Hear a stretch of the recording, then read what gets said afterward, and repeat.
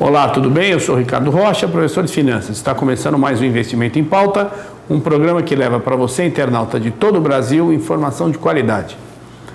Investimento em Pauta, tenho o prazer de receber novamente aqui o nosso querido amigo Sérgio Tuffi-Saeg, que está sempre nos prestigiando. Sérgio é administrador de empresas e pós-graduado em mercado de capitais pela Faculdade de Economia e Administração da Universidade de São Paulo, FEA-USP. Desde 1976 a todos os mercados financeiro, de capitais e corporativo. É professor da FIA, Fundação Instituto de Administração, e do IBMEC Rio de Janeiro e consultor empresarial. Conselheiro de Administração e Conselheiro Fiscal certificado pelo IBGC, Instituto Brasileiro de Governança Corporativa, membro do Conselho Fiscal da CSU Carding System, Marfrig Alimentos e Companhia Providência Indústria e Comércio. Todas as empresas listadas no novo mercado da BMF Bovespa. Além da CR Almeida S.A., Engenharia e Construções, controladora da Eco Rodovias. É membro do Comitê de Auditoria do Banco GMAC e coautor do livro Planejamento Financeiro Pessoal e Gestão do Patrimônio, Fundamentos e Prática, editora Atlas 2002. Saeg, obrigado pela presença, é sempre um prazer ter aqui para esclarecer os internautas de todo o Brasil. O prazer é todo meu e, adicionalmente, você mencionou a minha presença anterior aqui, mas eu tenho orgulho de ter sido o primeiro Isso é verdade, entrevistado dessa série de programas aqui já há muitos anos atrás. É uma satisfação também, não só com o acompanhamento que eu dou, mas enfim. O internauta que nos prestigia desde o primeiro programa teve a oportunidade de ver que no programa inicial você foi o nosso primeiro convidado. Em relação à governança, e crise global, iniciada lá em 2007, como é que você vê esses aspectos hoje, principalmente aqui no Brasil? Bom, na verdade, a crise não acabou, Acho que você concorda comigo que a crise está durando muito tempo e estamos longe de encontrar um horizonte em que se pode projetar a finalização das consequências problemáticas, tanto em termos de países, quanto na microeconomia, nas empresas e em praticamente todos os setores. Essa situação tem ainda impactado bastante as questões relacionadas ao que se chama de governança corporativa, que é o que se busca contar com fundamentos, com princípios, com regras, para pretender um melhor equilíbrio nas relações entre os detentores de capital, sejam eles majoritários em companhias ou investidores não controladores, e a própria condução da empresa no seu dia a dia. Então, essa questão de governança, ela está presente e hoje permeando companhias de todos os portes e de todas as latitudes. E em relação aos eventos lá de 2008, pelo uso, talvez de forma não adequada, de instrumentos derivativos de hedge, que acabaram criando uma situação em relação aos capitais, tanto dos controladores como dos investidores profissionais e individuais. Nós tivemos vários casos, os números aí giram em torno de 30 bilhões de reais. Que lições a gente pode tirar desses episódios? E aí já emendo uma segunda pergunta, Essas experiências estão sendo aproveitadas ou poderiam ser mais aproveitadas pelas empresas hoje? As empresas e os investidores procuram, naturalmente, incorporar o mais rapidamente possível as lições daqueles episódios aí bastante problemáticos, que não são privilégio de nenhuma economia. Nós tivemos aqui no Brasil casos bastante dramáticos, em que nós vimos desaparecimento de companhias relevantes, companhias de padrão global, companhias de excelência, mas que por uma desgovernança corporativa, justamente acabaram se expondo a riscos, especialmente, vamos dizer, desproporcionais e até desvinculados à sua atividade do negócio, Nós tivemos o caso da Sadia, que era uma indústria e comércio exportadora, né? E tinha um posicionamento típico de uma instituição financeira sem ter todos os requisitos, né, que uma instituição financeira tem que ter, todos aqueles padrões de domínio, de ferramentas, de sistemas de monitoramento e tudo mais. Então ela falhou sobre vários aspectos e infelizmente levou ao desaparecimento da companhia. A marca ainda existe, ela é mais forte até da companhia que a incorporou, né, que é a Perdigão, e que até nesses últimos dias acabou tentando encerrar aquela fase também pós-fusão, até com a mudança do nome, né? A companhia foi rebatizada definitivamente, ela é BRF, nem mais é Brasil Foods, nem BR Foods, ela é BRF, está com um logotipo inclusive vivo, e a companhia está bastante bem posicionada, ainda que curiosamente esteja em vias de sofrer uma nova transição, né? Aparentemente, pelo que se vê no noticiário, nesses meses de janeiro e já fevereiro de 2013, estamos vendo aí uma movimentação sobre a qual não há muito consenso ainda, mas vamos aguardar o que vai acontecer, né? Para quem gosta, é emoção antes, emoção durante e continua emoção depois, né? E essas experiências, você acredita que as empresas incorporam independentemente da situação de capital, né? De ser uma empresa listada em bolsa ou controlada por uma família e, portanto, de capital fechado. O que mais é perceptível são as companhias listadas, né? As companhias com ações em circulação, ações em bolsa, porque aí existe um natural, né, e um saudável, tem que ser saudável, ativismo por parte dos investidores, né? E o Brasil tem uma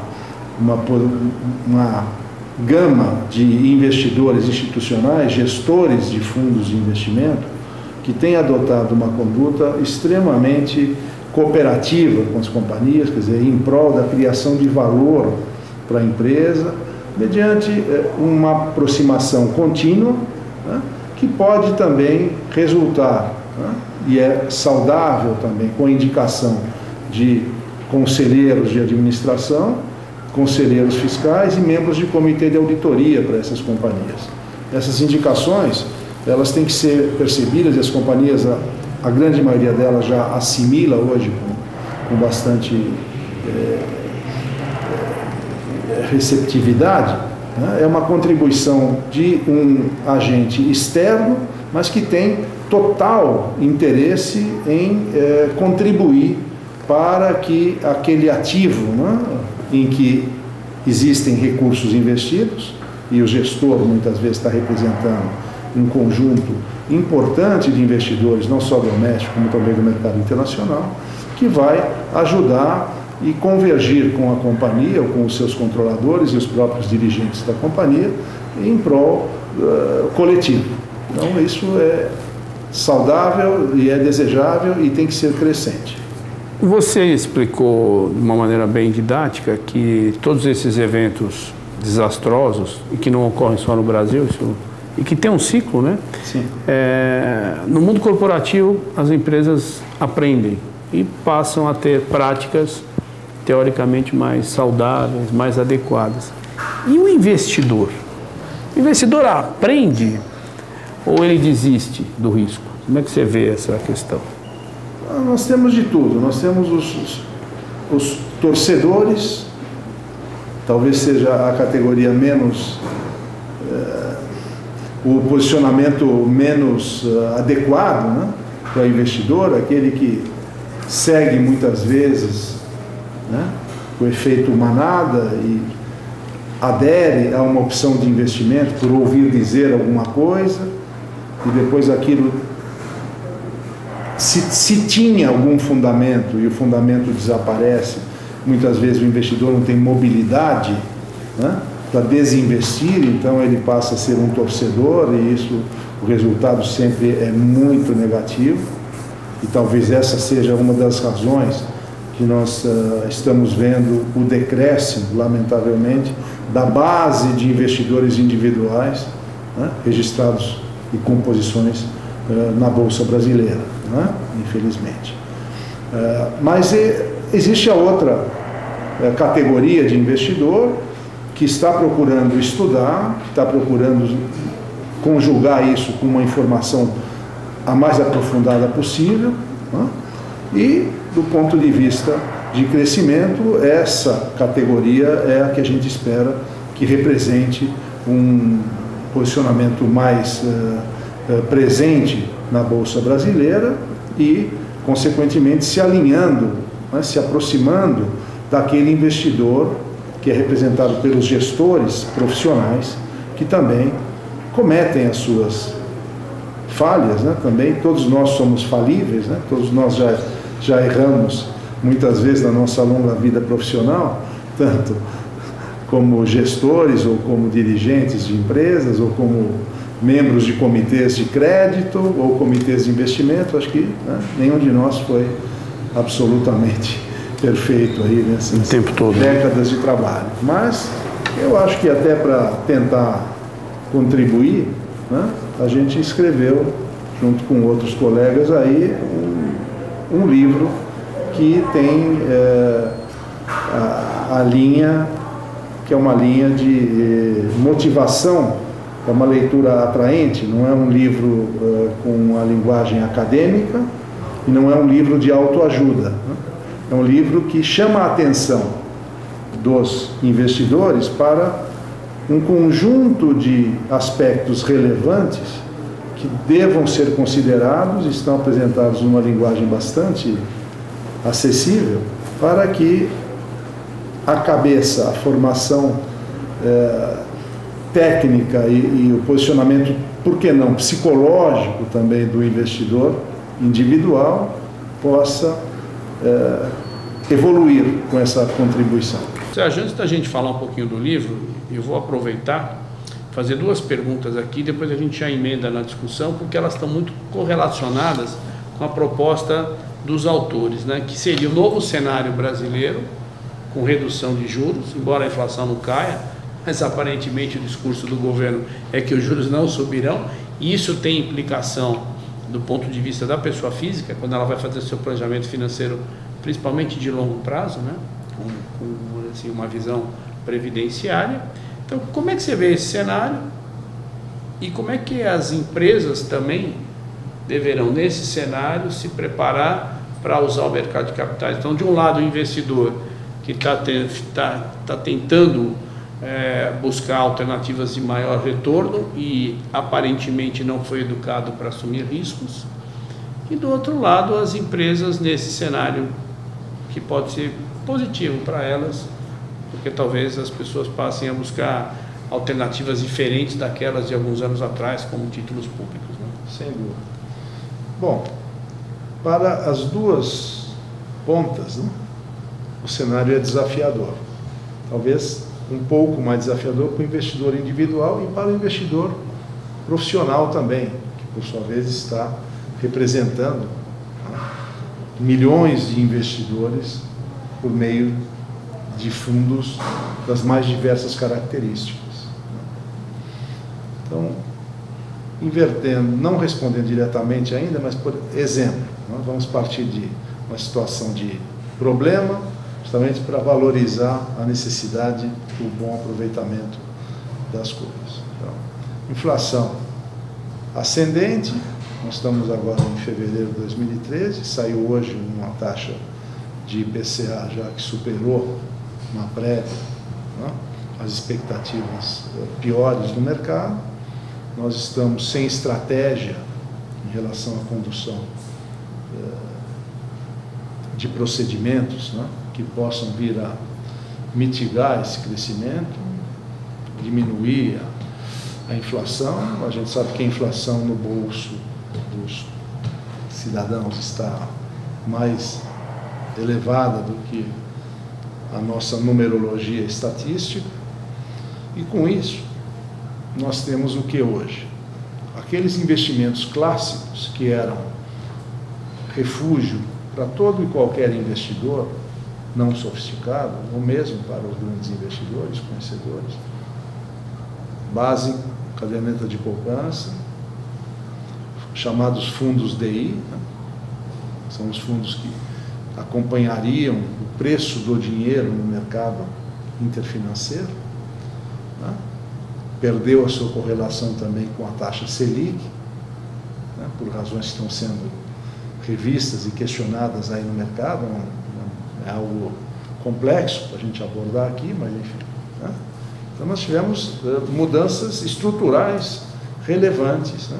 Que, combinadas com a inflação crescente, estão repercutindo com uma rentabilidade real negativa para os investimentos mais comuns e acessíveis e populares, né? Que não abrange só o investidor pequeno.